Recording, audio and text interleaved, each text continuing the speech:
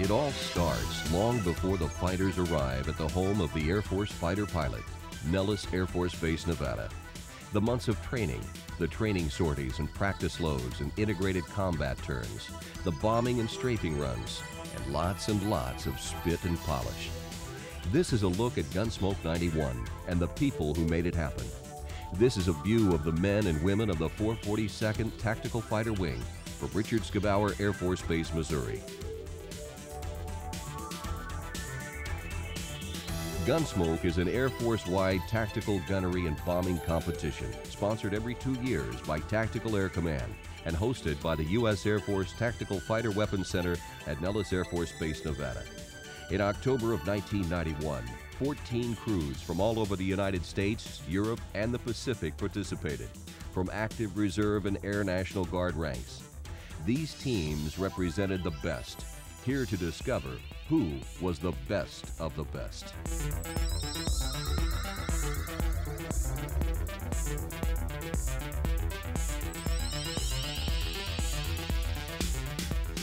Each of the 14 teams was composed of 45 support personnel, 5 pilots, and 5 aircraft flying the A-7 Corsair, the A-10 Thunderbolt II, the F-15E Strike Eagle, the F-16 Fighting Falcon, and the F-111 Aardvark. In all, 70 fighter aircraft and over 1,000 people were involved in some of the most intense competition ever seen.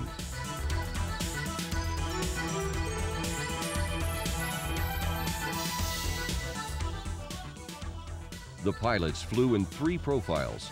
Profile 1, basic weapons delivery from a conventional box pattern, included 3 types of dive bombing and low-angle strafe passes. For an A-10 unit, a challenge, but a format in which the aircraft is evenly matched with its competition. Profile 2 consisted of tactical bomb deliveries with pilots flying tactical pop-up patterns, something the A-10 was born to do. Again, in Profile 2, low-angle strafe passes were flown, but from a box pattern. And finally, Profile 3 was a low-level navigation route with 2-ship formations, dropping 2 BDU-50 practice bombs on a tactical range. The 442nd team was well aware that this one would be the toughest for the A-10s, since the more advanced fighters have systems which navigated from satellite signals, enabling almost pinpoint accuracy. As you can see in this unique heads-up display shot, even the slightest mistake in timing the release can mean a target miss. This is Gunsmoke 91.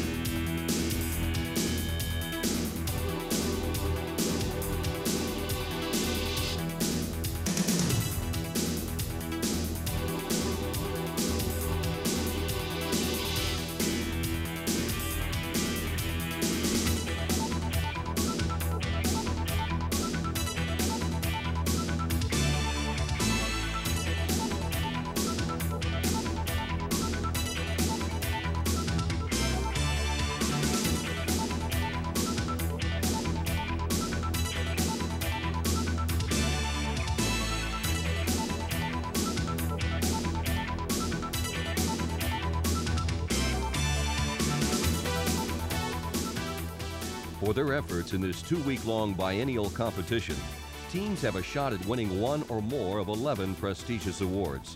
The 442nd walked away with 4 of them, more than any other team at Gunsmoke 91. The overall top weapons load team went to the 442nd. Their 2-event profile in this stage of competition included a perfect score in the integrated combat turn. In the static load competition, an event where precision, technical expertise, and safety weigh as much as speed, their performance was once again unbeatable and placed these professionals nearly 100 points ahead of their nearest competitor, more than enough to bag the coveted overall World Championship of Weapons Loading. Major Robert O. Tarter flew his way to 2 separate Top Gun awards, in the dive bomb and in the strafe competitions.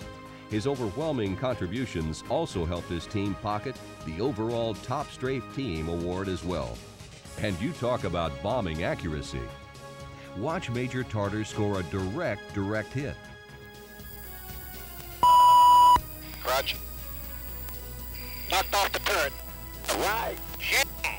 C-130's in. Look at that again closely, and you can actually see Major Tarter delicately remove the center point scoring pipe from its welded base atop the tank turret. Now that's a direct hit. The 442nd's Assistant Deputy Commander for Operations Officer was one of the pilots of the Richards-Gebauer team. A seasoned pilot with plenty of combat duty in Vietnam, Lieutenant Colonel Roger Disrud always wanted to have the opportunity to actually fly in the Gunsmoke competition. He served as the spare pilot for the team in the '85 Gunsmoke, but was never needed airborne. Well, after 24 years of waiting, he got his chance in Gunsmoke 91, and it was well worth the wait. After a disappointing first day of flying in Profile 3 in his primary aircraft, Colonel Disrud decided to fly in the team's spare aircraft for the final day of competition, tail number 164. His decision put him in the record books.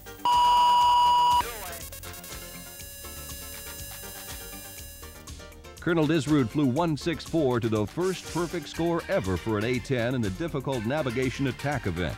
The achievement made him the first pilot in Gunsmoke history to fly 2 perfect profiles.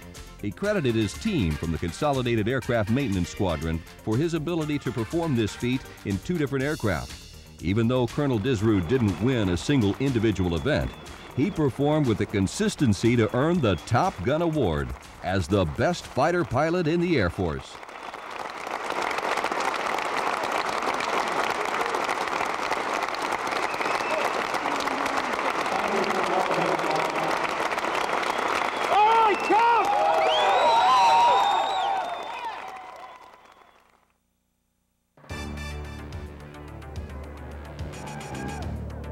On the evening of October 19th, the victorious Gunsmoke 91 team from the 442nd Tactical Fighter Wing returned home to a proud Richards-Gebauer Air Force Base.